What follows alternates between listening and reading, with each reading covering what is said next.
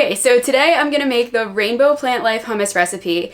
I will link the video below if you haven't seen it. The title said something really extravagant, like the best hummus you'll ever have, and I've actually made my own hummus before, but once or twice it came out really good, and then every other time it was really, really bland. So I am going to take very few shortcuts this time. I am using canned chickpeas because she does have instructions for doing that, but usually I kind of just use like garlic powder, a little bit of lemon, olive oil, tahini. I do use tahini and I follow recipes. I've tried different recipes. I've tried tasting it as I go, and for some reason it never comes out having that much flavor when I make my own hummus. So I've watched a lot of videos. This is the one I'm going with, and let's get started. I'm really excited. So the first step that she has if you're using canned chickpeas is to rinse and drain them. So I'm going to do that. She says something about storing the chickpea water for a different recipe, but I don't know if I'm gonna make that. So I'll probably just dump it down the sink.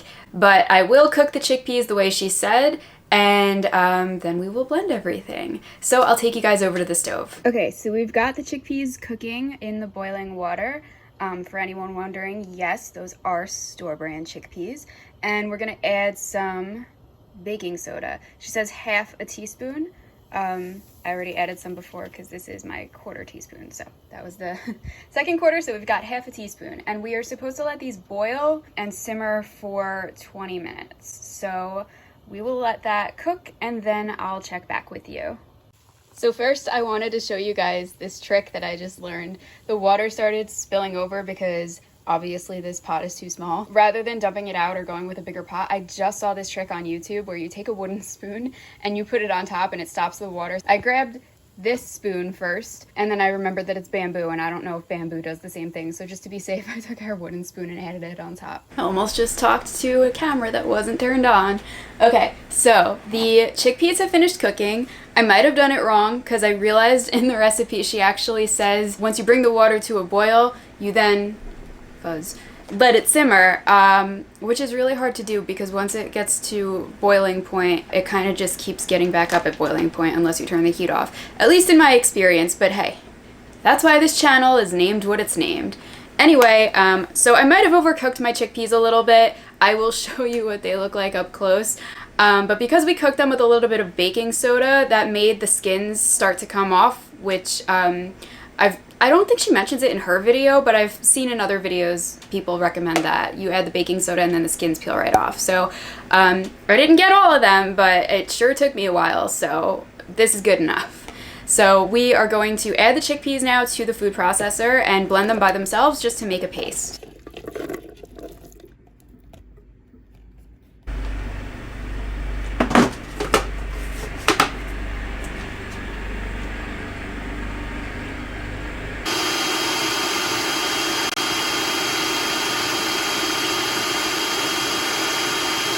Okay, so now we have to add 3/4 of a cup of tahini, lemon juice. She says 6 tablespoons of freshly squeezed lemon juice. I squeezed a lemon, I squeezed a whole lemon. I don't think I got 6 tablespoons, but we're gonna use all of that, and that's all we're gonna use because lemons are expensive. So tahini, lemon juice. She says 3 cloves of chopped garlic. Okay, so I just bought new tahini. So I've never used this before and we're trying it for the first time now. So she wants 3/4 of a cup and we have to shake this up really well because it separates. If you didn't know, tahini is just ground up sesame seeds, so the oil tends to separate and you get like a really thick paste at the bottom of the bottle, and it's really annoying. 1, 2, 3. And I will say, I hope this recipe is really spectacular because 3/4 of a cup of tahini is like most of that bottle, it feels like, and that was not cheap. So I really hope that this recipe comes out good. Okay, so 6 tablespoons is about 1/3 of a cup. It's a little bit more. So we will measure this and see how much we got. Yeah, a little less than 1/3 of a cup. So I'd rather just use 1 lemon than break into another one. Okay, then we have to use our garlic, our cumin, and salt and pepper. So the recipe calls for 3 cloves of garlic, but I don't really like raw garlic. It's actually kind of rough on my stomach. But because this is in water, it's not as intense, and I find that it doesn't give me the stomach ache that regular raw garlic would. So I'm just gonna add roughly the equivalent of 3 cloves. I think that looks good. 1 teaspoon of cumin, and then salt and pepper.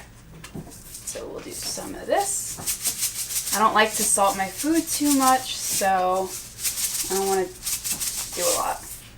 That was more than I've probably used within the last 2 years. All right, and the pepper that never cracks all the way. All right, and then we blend this up, and while it's running, we're supposed to stream in ice water. It says 1 tablespoon at a time. So I'll start the blending, and then I'll get the ice water prepared and start spooning that in. How many tablespoons? 6 to 10 tablespoons, okay.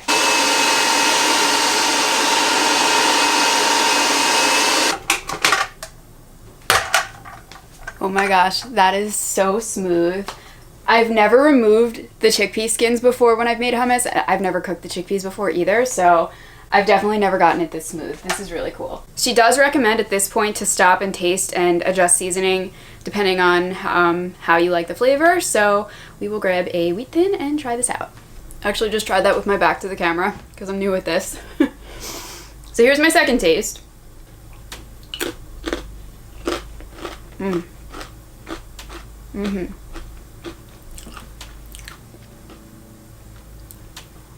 That is good. I don't want to mess it up. So I think I'm gonna stop here. She does have a step for making like a topping to serve the hummus with, but since we're not actually going to be eating it right now, I don't think it makes sense to do that because that's for plating. So I'm gonna stop with it as it is. It's basically just plain traditional hummus. I think it's really good.